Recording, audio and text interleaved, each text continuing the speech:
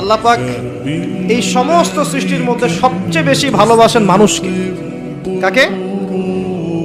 কথাটার তো প্রমাণ লাগবে না? প্রমাণটা দিচ্ছি। এই মহাবিশ্ব সৃষ্টি করার পর আল্লাহ পাক অনেক মাখলুক সৃষ্টি করেছেন। কিছু কিছু নাম আল্লাহ পাক আমাদেরকে জানিয়েছেন। এমন অনেক মাখলুক আল্লাহর ছিল বা আছে, আমরা সেটা জানি না। আমরা জানি জিনদের কথা, তাই না?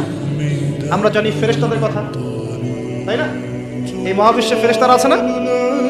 আমাদের এই পৃথিবীতে জিন জাতি আছে না? আছে। আর লক্ষ কোটি প্রজাতির মাখলুক তো আছেই। এই সমস্ত মাখলুকের মধ্যে আল্লাহ পাক মানুষকে সবচেয়ে বেশি ভালোবাসে। কারণ আল্লাহ পাকের সবচেয়ে শ্রেষ্ঠ একটা সৃষ্টি আছে, জান্নাত। কি নাম? জান্নাত। এর চেয়ে বড় কোনো নিয়ামত আছে?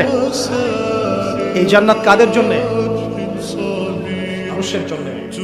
যাকে আপনি সবচেয়ে বেশি ভালোবাসবেন তার জন্য স্পেশাল একটা গিফট দিতে মন চায় না? চায় না? মনে করেন আপনি আপনার মাকে ভালোবাসেন, মন চায় না মাকে একটা সুন্দর বোরখা কিনে দেই, মায়ের থাকার জন্য একটা সুন্দর বাসা করে দেই,